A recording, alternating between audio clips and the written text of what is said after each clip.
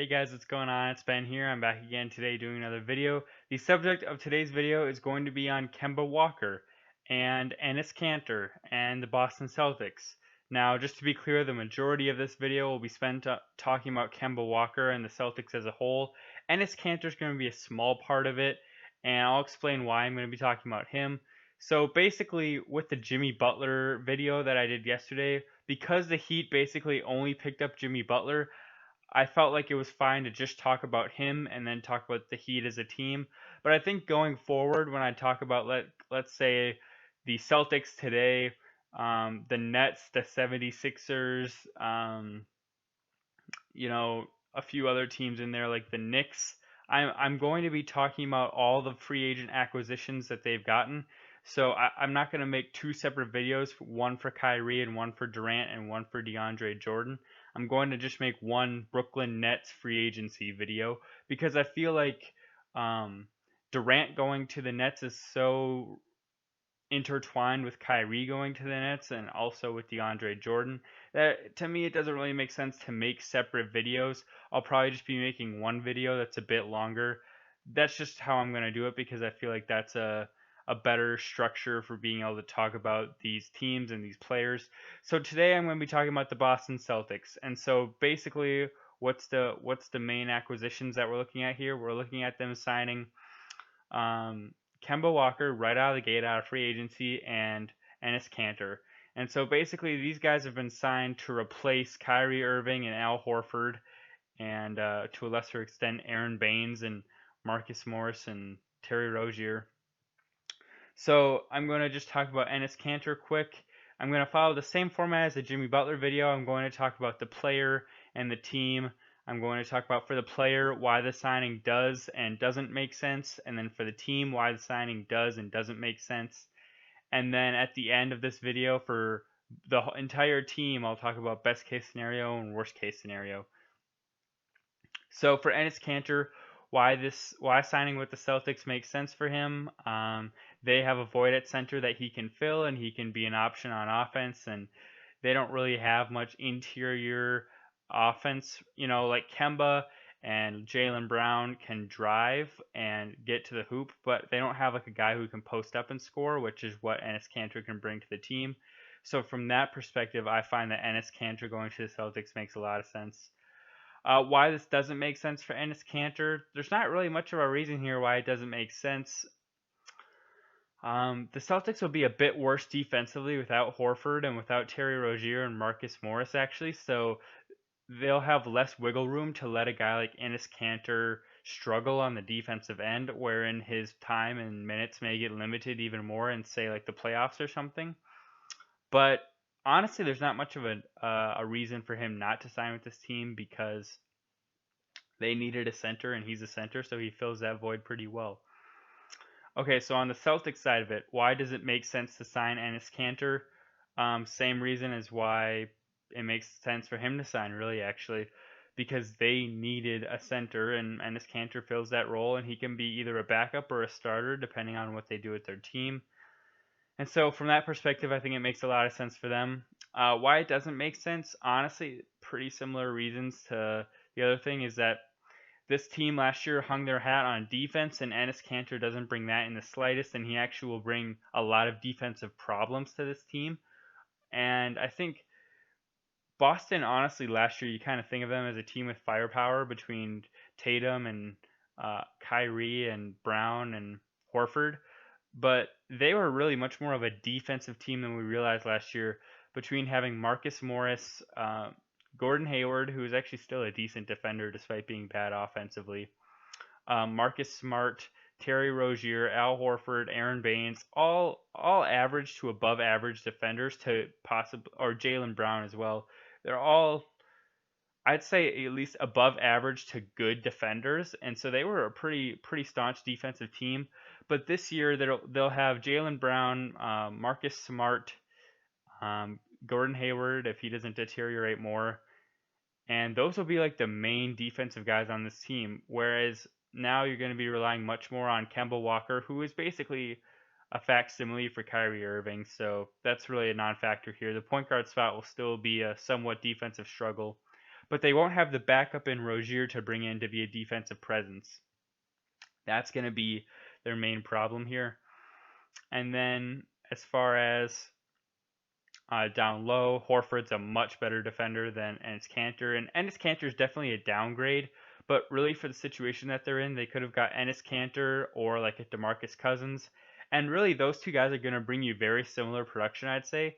Kanter this year will probably put up like 15 and 11, and honestly, if they would have brought in DeMarcus Cousins, he probably would have averaged like 18 and 11. But they're probably just going to have to pay a lot less for Enes Kanter, so it does make sense from that perspective. But basically, to sum up the Enes Kanter section here real quick, why it makes sense for Kanter, he was basically just looking for a team to take him. Why it doesn't make sense, he's a defensive liability and his minutes will get really limited in the playoffs. Why it makes sense for the Celtics, they really needed some presence down low, and they got that in Kanter for cheaper than they would have for DeMarcus Cousins. And then why it doesn't make sense for the Celtics is that they've prided themselves on being a defensive team, and with Kanter, they won't really be a defensive team as much, and they'll basically be a sinkhole in the paint compared to Horford being not a rim protector, but just a really good interior defensive presence. All right, so now that that section's out of the way, I want to go on to the Kemba Walker section, which is a bit more interesting. So first, I'll start with Kemba Walker. Why does it make sense for him to sign with the Celtics? Because he wants to contend. He wants to be on a team that will make the playoffs, that has a chance to make the second round or even the Eastern Conference playoffs, depending on how Jaylen Brown and Jason Tatum develop. And I think that this is Kemba Walker saying, I care about contending more than I care about money. And not to say that he's not getting paid really well because he's making the max that he can make with a team besides Charlotte, but um, he could have stood to make a lot more money if he had stayed in Charlotte, but he's not doing that. So I respect Kemba for this signing. It shows that he really is serious about winning and going far in the playoffs rather than just being basically stuck on a 36-37 win team for the rest of his career. So that's why it makes sense for Kemba. He wants to contend. Why it doesn't make sense for Kemba is basically the other reason that I just alluded to a second ago. He left a ton of money on the table. He left roughly like 60 million on the table, I think, by not signing with Charlotte. I don't think that they would have offered him the super max, but they would have still offered him a max contract. So he could have made like 5 years, 180 with them compared to the Celtics, which I think he's getting 4 years, 140. So I guess I should amend my statement. He left 40 million on the table, probably around 40 to, and then if they would have offered him the supermax 50, but probably more like 40 million he left on the table. So that's why it doesn't make sense. Basically, is the money aspect in that Kemba Walker is not making as much money as he could have in Charlotte.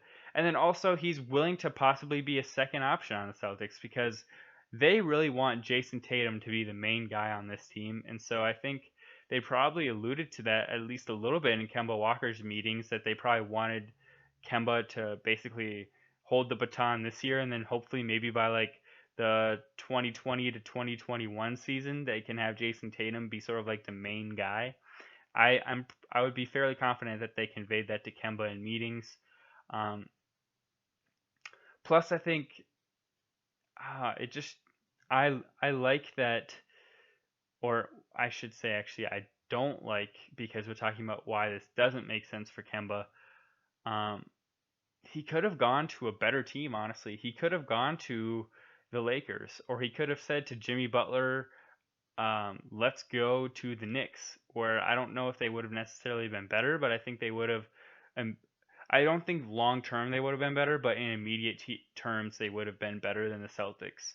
Um,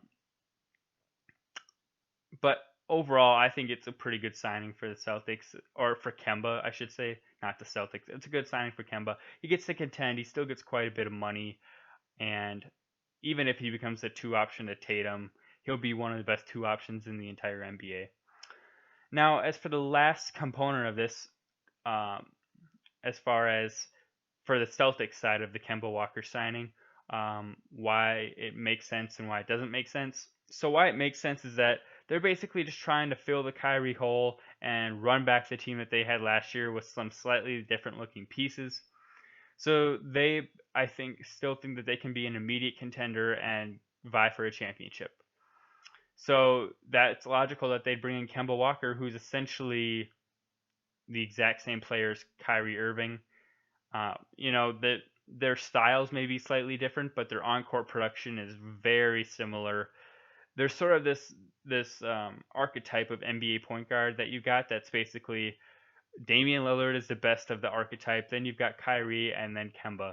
It's guys who really like to have the ball in their hands. They like to score off the dribble. They also can shoot it pretty well, and they just like ISO play a lot.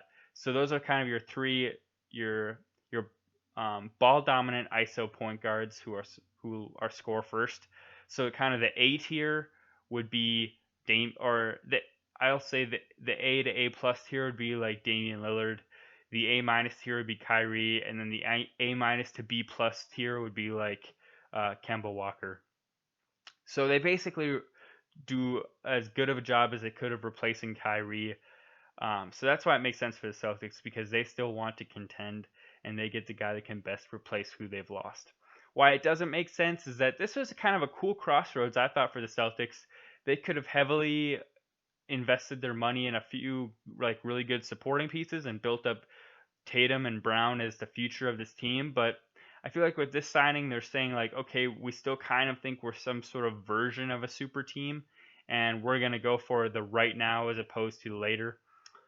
Honestly, it's a good move, but it feels like when the Timberwolves traded for Jimmy Butler, it was basically saying like, okay, we're contending right now, even though our players are still really young.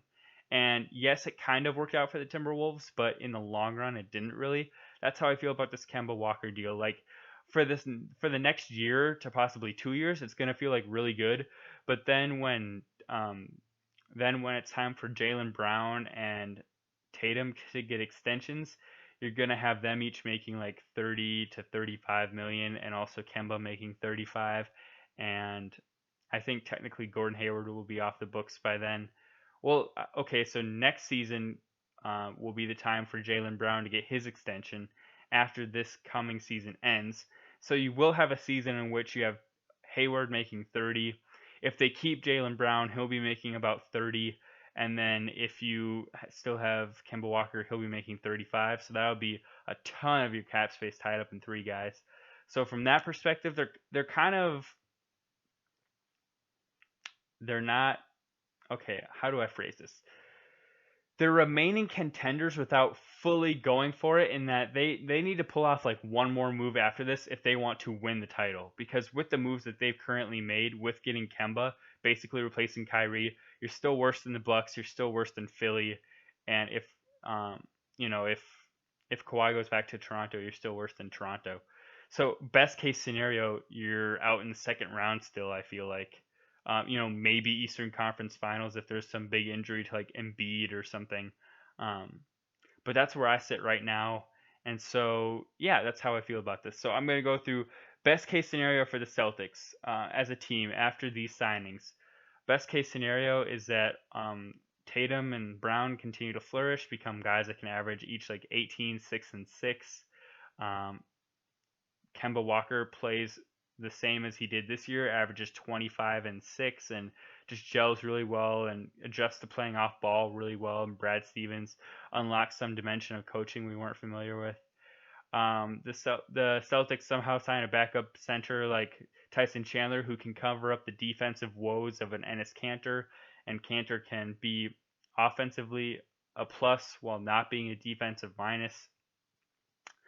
And Marcus Smart and Gordon Hayward can each just continue contributing. And let's say that the Bucks or 76ers suffer a terrible injury and the Celtics get to the Eastern Conference Finals. That's best case scenario. Worst case scenario, the Celtics basically repeat the team that they were last year, except Enes Kanter is awful on defense. They don't get a backup center who can cover up his defensive shortcomings.